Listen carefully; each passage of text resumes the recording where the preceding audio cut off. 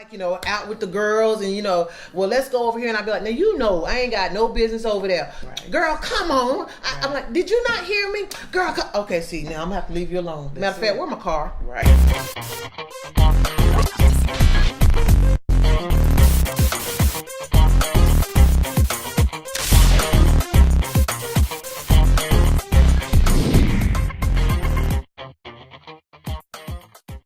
Let's talk about letting go of some of those old friends. And I know y'all don't want to hear that because we all struggle in that area.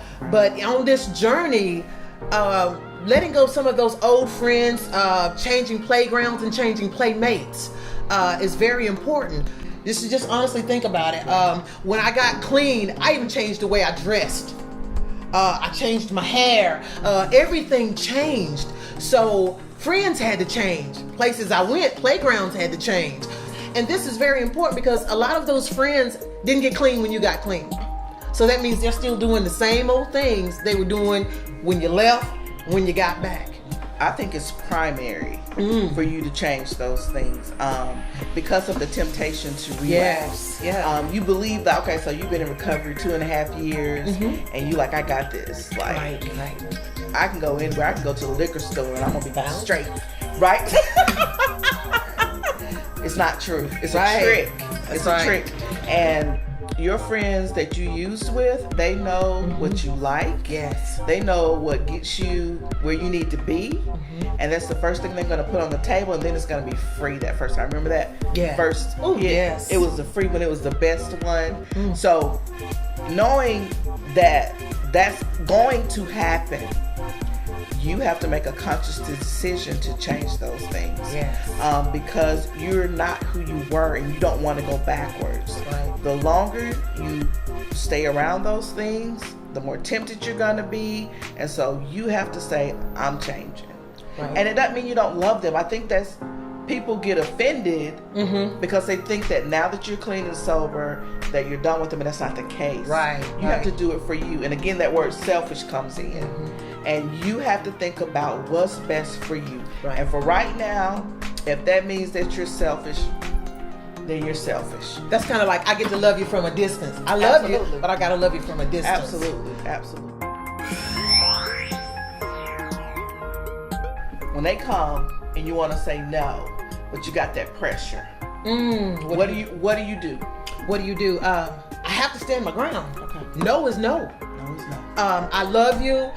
Matter of fact, I know you're struggling. Why don't we go to a meeting together? There you go. Why don't you come? Let's try this. Let's go to a meeting together. That's a good idea. And let me introduce you to my world. Yeah. Yes. And a lot of times, that person is looking. They're looking, really. True. Because nobody wants to be in this life forever. That's right. They're tired too. That's right.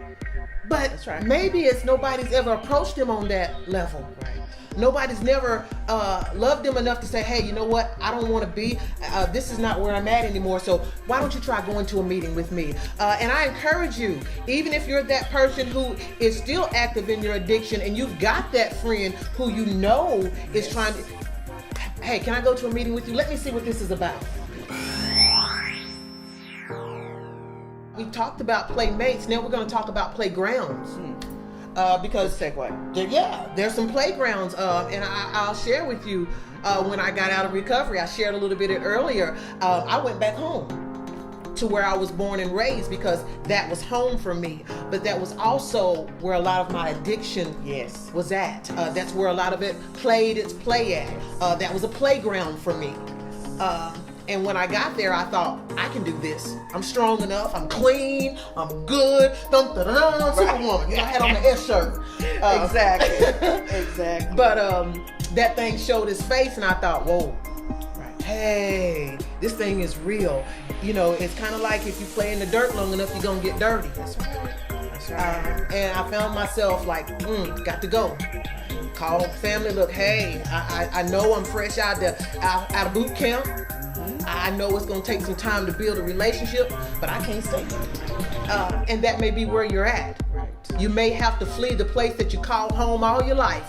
But if it is not productive to your sobriety, then we got to change playgrounds. And I was going to say, playgrounds for you don't have to be negative places. They're not all crack houses. Oh no. If you're triggered when you're at home, Yes. if you're living with people or around people that trigger you, that's not where you need to be. Right. You need to be in a safe place. Yes. You go. You may not be able to go to a restaurant Applebee's. that sells alcohol. Applebee's, yes. And Yeah. some of them sell way more than alcohol. Exactly. And y'all know what I'm talking about. Exactly. So you may not be able to go there for a while.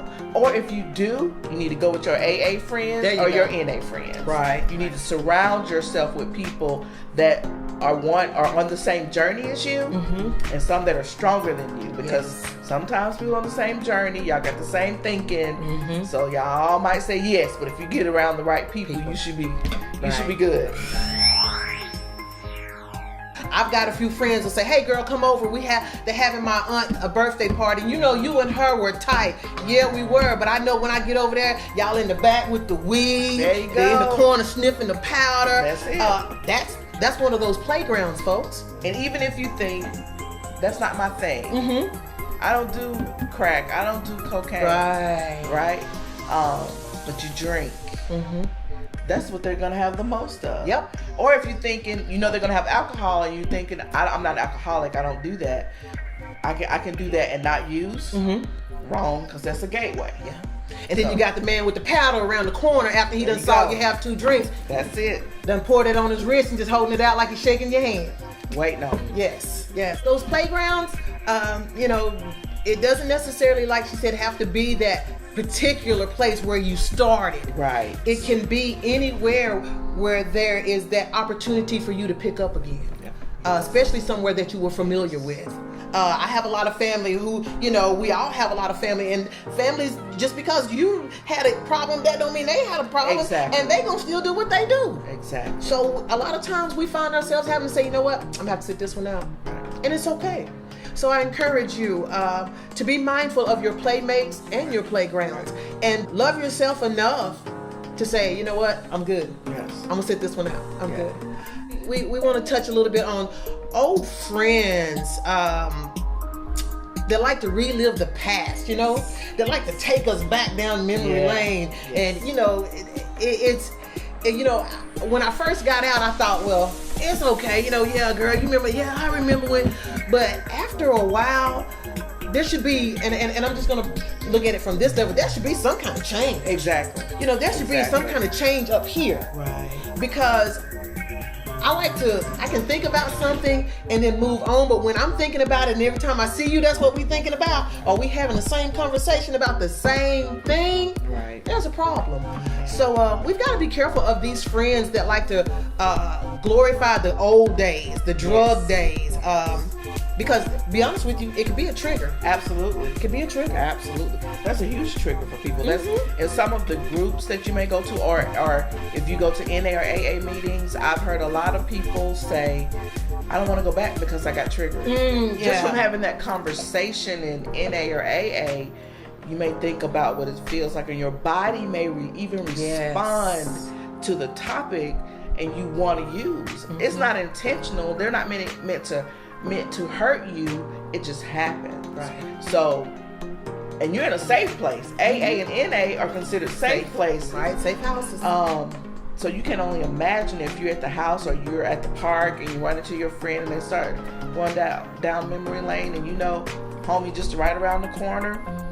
Gotta be careful. I'm just going to be honest with you. There are some old friends that will relive the past just to get you there. Absolutely. Just to get you there. Just to say, see, I know. Yeah. Because remember, everybody's not going to be for you. That's right. Everybody is not for you. So when you get around those old friends, and see, you will know. Because if you tell them, hey, can we change the subject? But that's something they want to keep talking about. You got one of them friends that they're not for you. Right. They're not for you.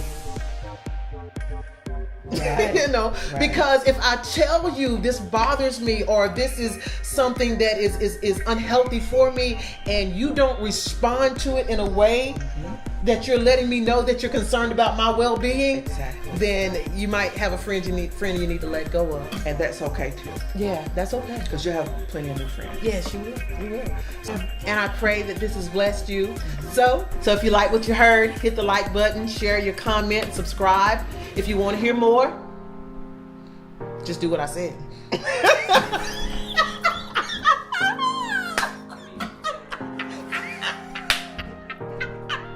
It sure did.